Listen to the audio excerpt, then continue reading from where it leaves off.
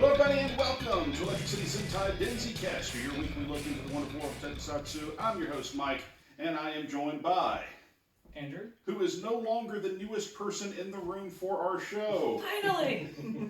We have two newcomers to the show. I'll let them introduce themselves. I'm Josh. I'm Rob. So, before we get to what we are about to talk about here on the show, we are taping in front of a live studio audience, aka Will from Chopsaki Cinema. But tradition has it here on Denzicaster that whenever we have a new face in the crowd, they have to answer a question for us before we kick off the show. So, yeah, you had no clue. No. Neither of you. That's fine. No, at all. That's fine. Surprise! Yeah. Very easy. If you basically, have you ever seen any kind of tokusatsu? Anything that might be close? You know, what kind of fandom are you part of, etc., etc.? What makes you predisposed to wind up on this show other than knowing him? I've not seen any of Tokusatsu. Okay. Well, have you seen Power Rangers? Yes, I grew up on Power Rangers. Okay. Well, that counts. Power Rangers is American tokusatsu, but it's tokusatsu nonetheless. That counts stuff like Godzilla and movies like that, too. That falls under the big umbrella. Godzilla 54, the original, is actually considered the first tokusatsu production ever made.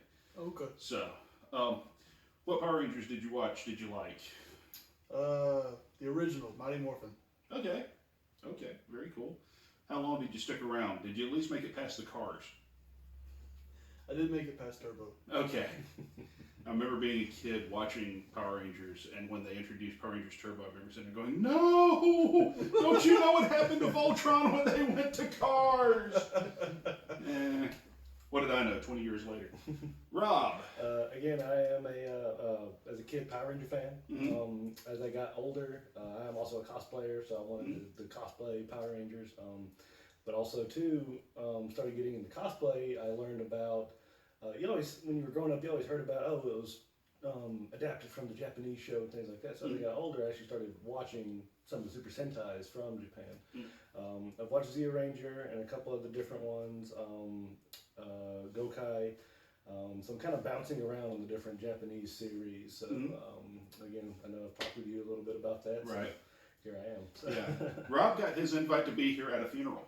So, randomly ran into him at a funeral, and so I was there to support a friend of mine who was going through some rough times.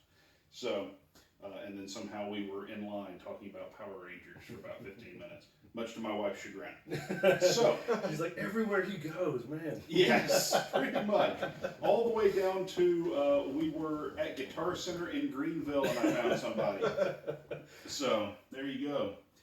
Well, folks, today we are looking at something that was actually recommended to us by the folks over at the Common Writer Group on Facebook. I had asked them a while back, hey, what's something that we should watch here on Denzicaster? And they recommended that we watch something Garo. Now, I'm fairly certain they were referring to the original series, but I figured for these folks, something with slightly more personality and not quite as slow a roll as the original series was, because the original Garo series does tend to be a slow boil. We are watching, I'm about to murder some Japanese words, Garo, Yami wo Terasu Mono. I know I screwed that up. Loosely translated, it's Garo the one who shines in the darkness. We will generally refer to it as the one who shines for shorthand. This is the third installment in the Garo franchise. It debuted in 2013. It is the first Garo series to feature someone other than the original Garo from the first two seasons. It's sort of an alternate universe, if you're familiar with seasons 1 and 2. Of course, this particular series was inspired by Keita Amamiya. He was the creator of Garo. Technically, it's classified as horror tokusatsu. But this one, very different, and very different from anything that I've shown Andrew so far. Yes. So, we'll get some first impressions here. Andrew, what was your first impression of Garo the One Who Shines? Very steady. Very stabby. Okay. I suppose that's a valid first impression. Josh, how about you? I thought it was cheesy. Really? Yeah. How so? I will say it was kind of nostalgic. Okay. It was very reminiscent of Power Rangers. Okay. As far as like the fight scenes and the little bit of CGI that I saw. Okay. And that's fair. That's fair. How about you, Rob? I mentioned earlier I did kind of enjoy some of the action sequences without the actual armor on. I thought that was kind of neat to see the actors, stunt or real, doing the actual action sequences. I do feel like so far, just watching a couple episodes, it's kind of the, I guess, generic hero storyline where it's he inherited this armor and this power, but he's kind of he kind of wants to go forward when it kind of doesn't, kind of rejects it, kind of accepts it. He's kind of going back and forth with where he really is with this power, I guess you could say. So after the second episode, you can kind of see where he's wanting to really explore what he has really inherited. But for a moment there, he was kind of almost rejecting it, and kind of like, I'm done with this, don't want to be a part of it, let's move on. But then he kind of came back realizing that it's what I need to do, it's what I've inherited, and at this point he's wanting to I guess explore that a little bit more. So it's kind of that generic storyline that you see in a lot of different movies and TV shows. So I'm kind of interested to see if they expand on that a little bit more and go a different direction at all. So. Okay, absolutely. So the first two episodes that we watched are called, for the sake of argument, I don't normally have a resource sitting in front of me to do these things. We watched Ryuga and Gold Wave. That's episodes 1 and 2, respectively, of the series. And the first two episodes are quite, I'll go along with you on it, Rob. They are quite generic because episode 1 basically serves as an introduction to Ryuga and an introduction to the concepts of Garo. The general concept of Garo is that there is an evil out there referred to as the horrors, and that horrors are born of the human heart. There's only one way to stop them. If you're going to try to stop the horrors forever, you basically have to kill all of humanity. Since that's not really an option, the Makai Knights act more as a containment force. They will stop the horrors once they have emerged or come into our world.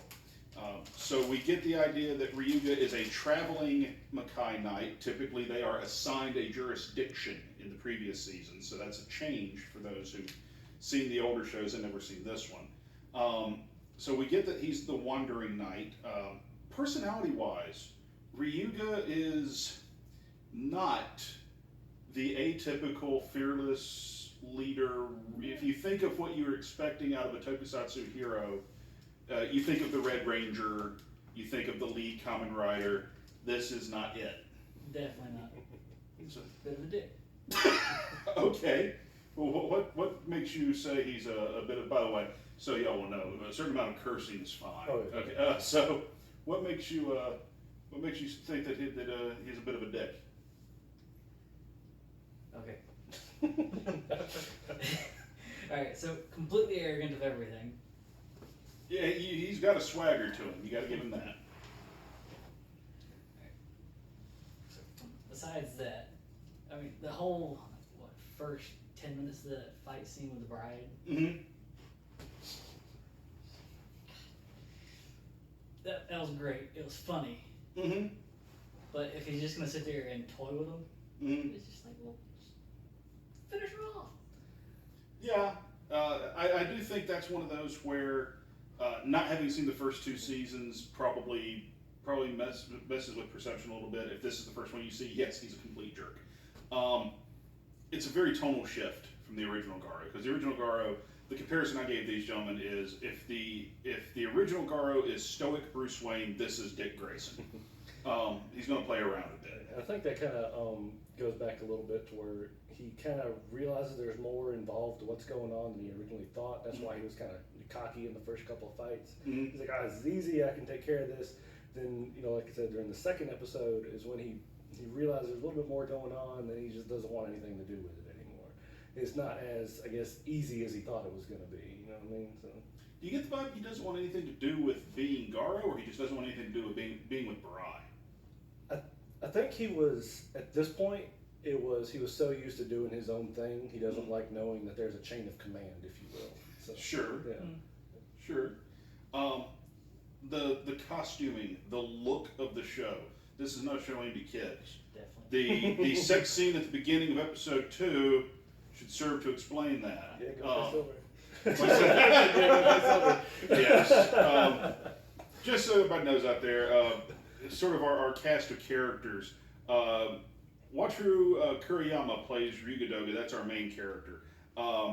Mika Nanri plays Rianne, who is a Makai priest that we see pop up in episode 2, I think, is when she first appears. No, she's in the first episode. She is in the first episode.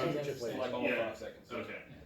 There's Agri Kusugami, who is played by Tsunori Aoka, or Aoki.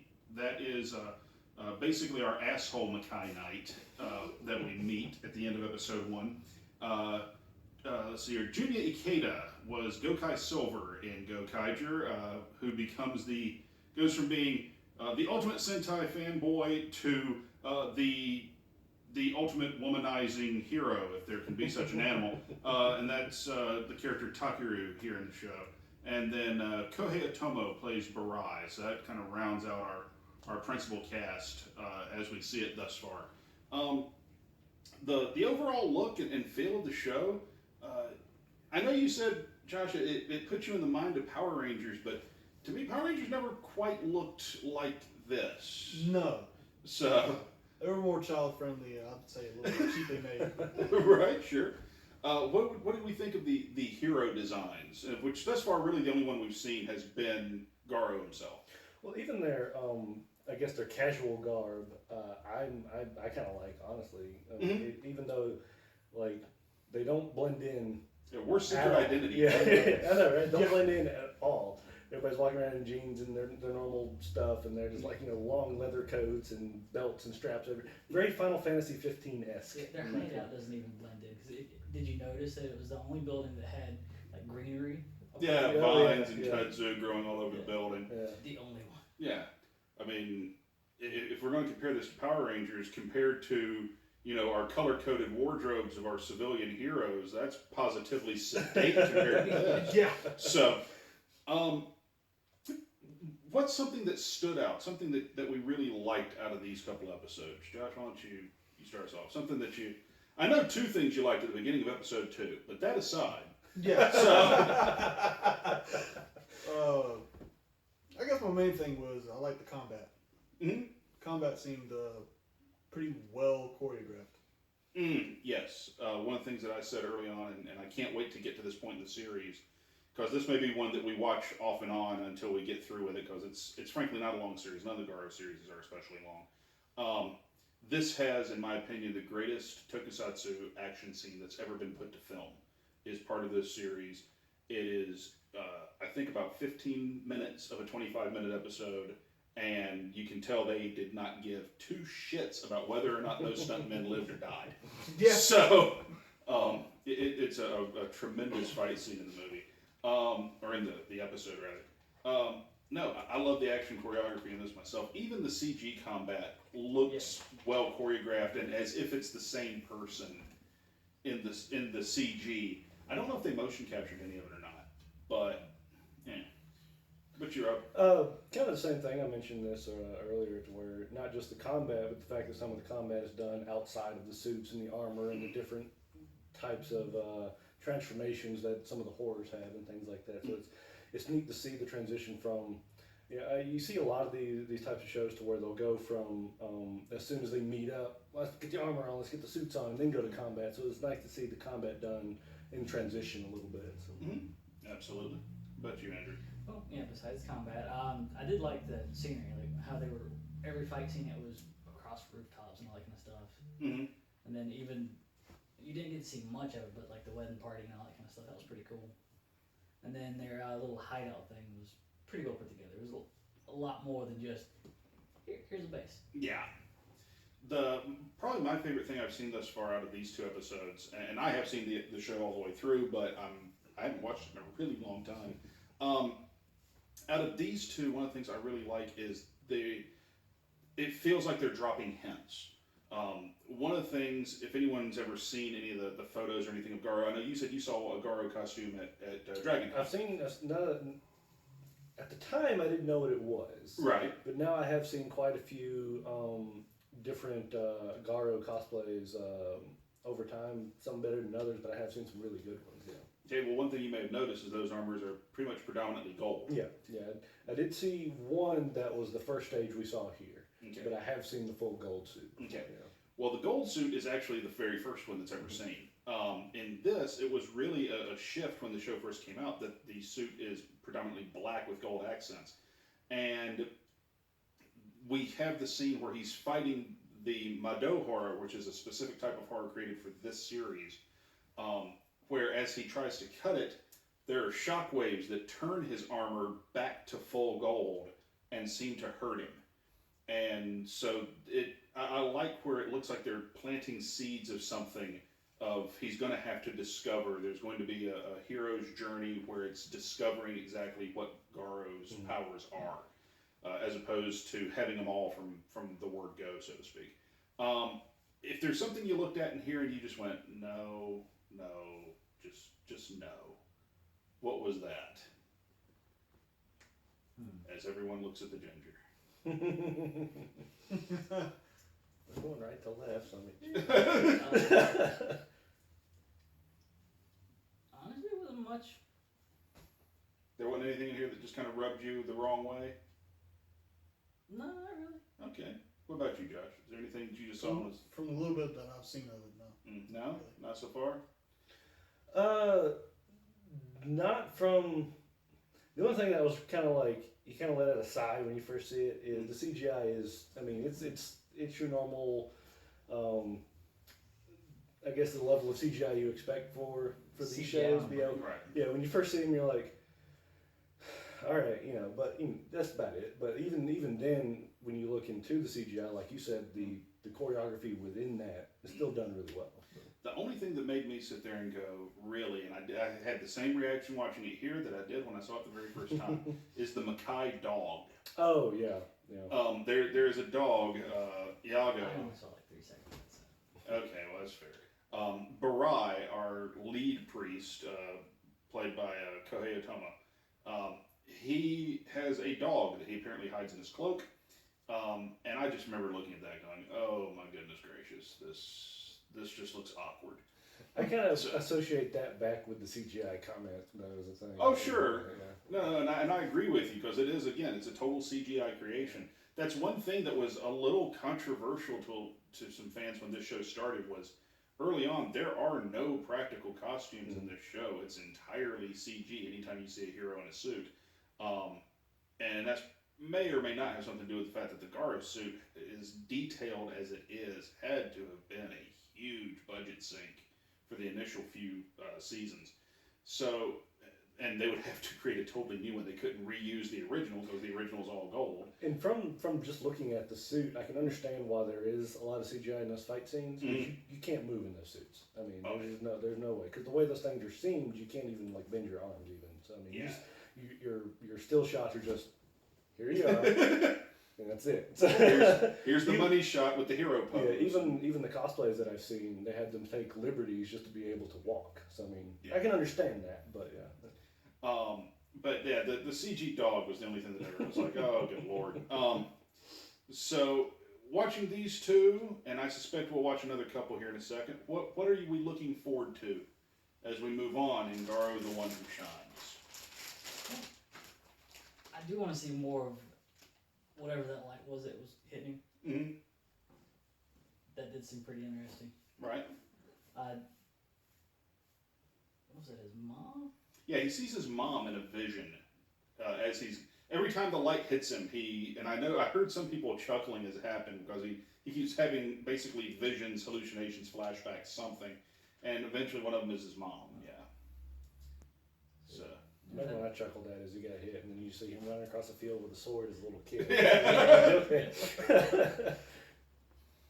How about you, Josh? What are we looking forward to? Same thing he said. I'm looking forward to see what's triggering these visions. Okay. Rob? Along the same lines, yes. I'm also in these shows. I'm a sucker for seeing new abilities. Mm-hmm. Things you might discover with the armor itself. See if anybody else has.